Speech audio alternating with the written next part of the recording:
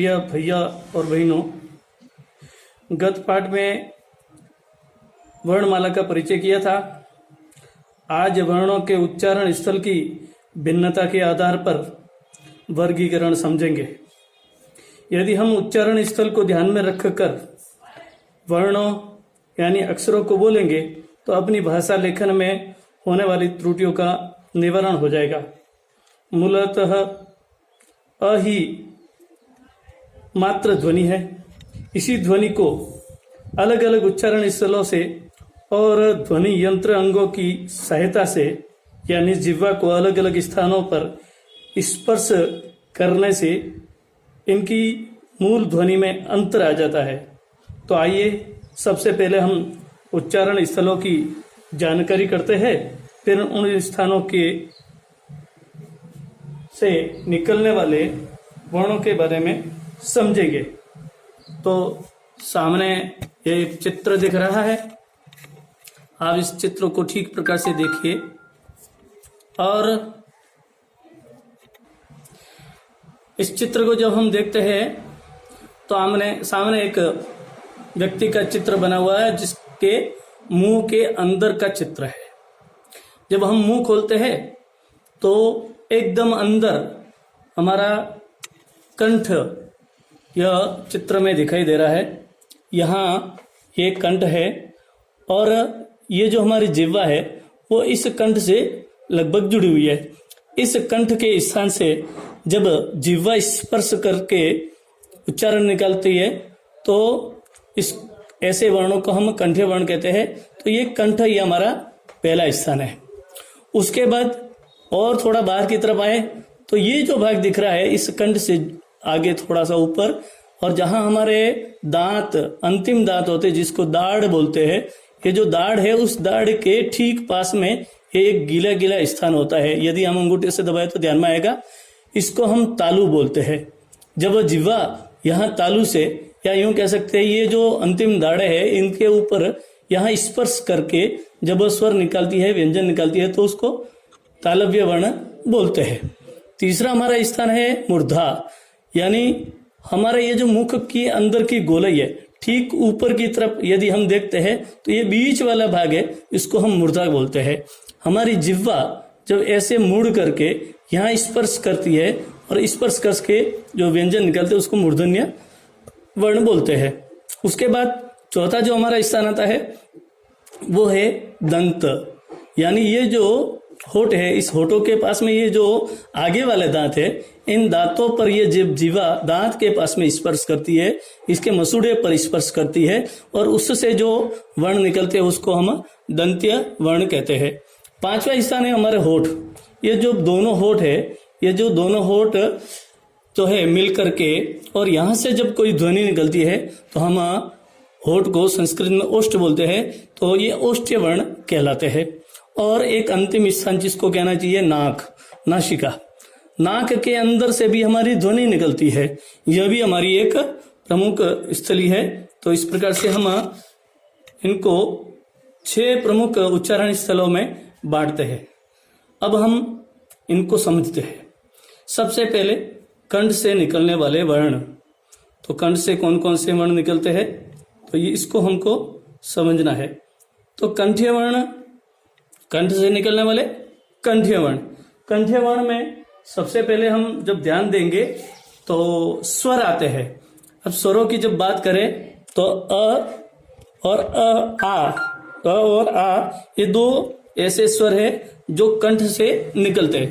पहले ही मैंने एक बात स्पष्ट कर दी थी, मूलतः एक ही ध्वनि है वो अ। इस अ को अलग अलग स्थानों से या मुख की आकृति को अधिक कम खोल करके चौड़ा करके ऐसे अलग अलग स्थानों पर जिह्वा स्पर्श करके जब निकलते हैं तो इनकी ध्वनि बदल जाती है।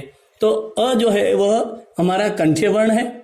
अ और आ ये दोनों ही स्वर है यहाँ से निकलते हैं। उसके बाद यदि हम ध्यान से देंगे तो इस वर्णमाला में ही अंत में अह शब्द वर्ण आता है। यह अह वर्ण भी यहीं से निकलता है और ह ये भी यहीं से निकलते हैं। एक बार आप बोल करके देखिए, अ कहाँ से निकला तो अ जो है ये कंठ से निकल रहा है।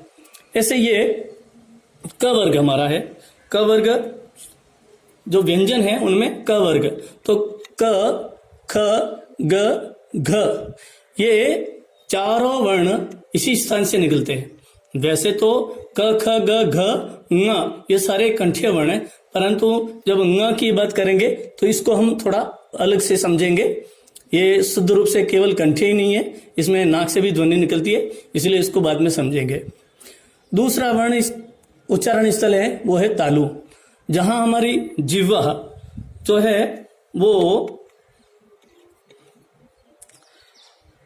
ऊपर की तरफ यानी जीभ का अंतिम भाग कंठ से थोड़ा ऊपर, यानी जहां तालु है, जहां गीला भाग है, या जिसको कह सकते हैं कि हमारे दांत का अंतिम दांत है, वो दाढ़ है, उस दाढ़ से बाजू में दोनों भाग स्पर्श करते हैं और वहां से जो वर्ण निकलते हैं, आप एक बार बोल करके देखेंगे मेरे साथ, ई ई ई। अब जीवा हमारी दोनों ओर से जीभ जो है वो दांत के पास में लगी है और तालु से स्पर्श करती है, तो ई ई। और ऐसे च, छ, ज, झ, ये च वर्ग के 4 वर्ण जो है वो यहां से निकलते हैं। और ये जो ई है, इस ई और पिछले पार्ट में हमने पढ़ा था, ई को अ के साथ में मिला दिया जाए तो ई अ, ई अ, ई अ, य, तो य भी यहां तालु से निकलता है। और इसके अलावा इसी स्थान से हमारी जीवा उसी प्रकार से एक नाली नुमा बन करके तालु से स्पर्श करके जब एक अंदर से ह की ध्वनि निकलती है, यह ह ही श का रूप बन जाता है। इसको बोलते हैं श, श, शिव, शंकर, श। तो ये इस प्रकार से वर्ण यहां बनता है। अगला हमारा तीसरा स्थान है वो है मूर्धा। जैसा कि बताया कि हमारी ये जो जीभ है वो ऐसे टेढ़ी हो करके यानी ऊपर की ओर स्पर्श हो करके, और जब इसको लगाते हैं तो वहां से अलग अलग वर्ण निकलते हैं। पहले तो एक बार जीभ ऊपर करके देखिए, री री, जीभ ऊपर लग करके थोड़ी सी आगे की तरफ आती है। उसके बाद में री से ही र बनता है। फिर ट वर्ग जो हमारा है, ट, ठ, ड और ढ, ये सारे वर्ण जो है ये मूर्धा से निकलने वाले, इसको मूर्धन्य वर्ण बोलते हैं। र पहले ही बता दिया। और ऐसे ही जहां से ट में जैसे र और री और ट बोलते हैं, ट बोलते समय और री बोलते समय जीभ हमारे ऊपर जाती है। ऊपर जाकर के वहां से घर्षण होकर के जब ये वर्ण निकलता है, हवा निकलती है, ह निकलता है, अह वाला विसर्ग जो है वो निकलता है, तो घर्षण करके ये एक नया स्वर उत्पन्न होता है, जिसको इस व्यंजन को हम श बोलते हैं। श, श, वो था श, यह है श। और ये जो है वो इस यहां से निकलता है। और उसके बाद में एक और जिसको हम स बोलते हैं, कभी कभी हमको ठीक से उच्चारण स्थल का ध्यान नहीं होता है, जिसके कारण से हम उस उच्चारण को ठीक से नहीं कर पाते। यदि इन उच्चारण स्थलों को ध्यान में करें तो फिर हमारी ये समस्या का समाधान हो जाएगा। इसको तालव्य से निकाले श, इसको मूर्धन्य से निकाले श, और इसको दंत से निकाले दांत के पास से स। तो इस प्रकार से श, श और स, ये वर्ण अलग अलग स्थानों से बनते हैं। तो चलिए फिर से एक बार वापस अपने चलते हैं। ये हमारा चौथा स्थान जो है यह है दंत्य, दांत से ल, दांत के पास में हमारा ये जिह्वा स्पर्श होती है। ऐसे त, थ, द, ध, ये दांत के पास में यानी ऊपर के मसूड़े से स्पर्श होकर के निकलते हैं। अभी हमने इसके पहले ये पढ़ा था ओष्ठीय वर्ण, अभी प्रारंभ करना, दंत्य वर्ण हमने समझे है। दंत्य वर्ण के बाद में आता है हमारा ओष्ठीय वर्ण, होठों से निकलने वाले वर्ण। तो उ, उ, ये जब उ और उ बोलते हैं तो ये दोनों होठ जो है ये इनकी आकृति एक आप दिखाई देगी आपको, होठों को ऐसे गोल किया जाता है। तो उ कम मुंह खुलता है, उ इसमें ज्यादा मुंह खुलता है, होठ से निकलता है। ऐसे ही हमारा इसमें प, फ, ब और भ, ये भी जो है होठों के मिलाने से ही बनता है। बिना होठ के मिलाए ये हम प, फ, ब, ब नहीं बोल पाते हैं। अगला जो स्थान है वो है नासिका। नासिका से दो वर्ण निकलते हैं, स्वर है आ और अंग। ये जो है अ के साथ में अर्धानुसार लगाते हैं, इसको बोलते हैं आ। नाक में इसकी ध्वनि निकलती है। इसके बाद में हम जब आगे बढ़ते हैं तो हमको ध्यान में आता है कि ये हमारे स्वर जो है अ, आ, ई, री, उ, अंग ये आ गया, अह आ गया। दो वर्ण हमारे बीच में छूट जाते हैं, जिसको ए और आई बोलते हैं। ए और आई ये कंठ तालु यानी कंठ से स्वर निकलता है, परंतु यहाँ जीवा ये च छ की तरह से ऐसी की ऐसी बाजू में टिकती है, तो वहां से निकलता है ए आई। ए और आई ये कंठ तालु से निकलने वाले, इसको कंठ तालव्य वर्ण बोलते हैं। इसके बाद में जब हम आगे बढ़ते हैं तो यहाँ तक त थ द ध तक हमने पढ़ लिया था। अब इनके अंदर इन सभी वर्णों में पंचम वर्ण बाकी है, क ख ग घ ङ, ये मैंने अभी बताया। ऐसे ही च छ ज झ ञ, ये जो ञ है यह भी तालु नासिक्य है। ये तालु नासिक्य इसलिए है कि नाक के अंदर से इसकी ध्वनि निकलती है और तालु पर हमारी जिह्वा उसी प्रकार से स्पर्श होती है जैसे च में होती है। तो जिह्वा को स्पर्श करके और देखिए क्या बनता है,